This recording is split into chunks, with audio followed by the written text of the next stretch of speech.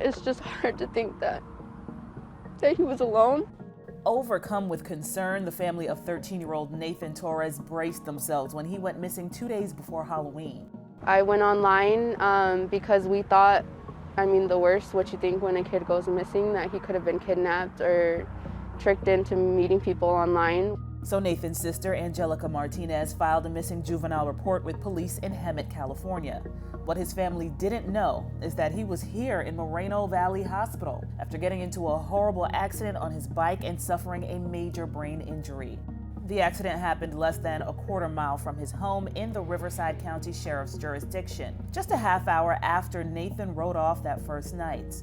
No one knew where he was because the Riverside Health System had him listed in the ICU as John Doe. Angelica says her little brother was there all alone for 5 days.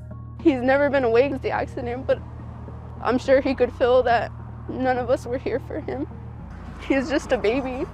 She says doctors and nurses thought he was much older than 13, maybe 20 or 21. Nathan's family finally found him when a sheriff's deputy saw the missing juvenile report and notified them that Nathan was the John Doe. Angelica says an officer showed up at her mom's house holding a picture of her brother in the hospital. On that same day, Nathan's family contacted Hemet police about him again to try and figure out why it took so long. They say, quote, follow-up measures were taken by Hemet PD and local area hospitals were contacted. Although several hospitals were contacted, the juvenile was not located due to being admitted as John Doe. A statement from the Riverside University Health Systems says, quote, in every case we receive various forms of information that is pertinent to establishing a care plan for each patient based on their medical need. We evaluate all cases and always identify opportunities to improve. Because this is around a particular patient and to preserve confidentiality as required by law, we will not be commenting on this case.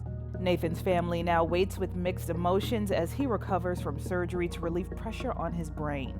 For Inside Edition Digital, I'm Stephanie Officer.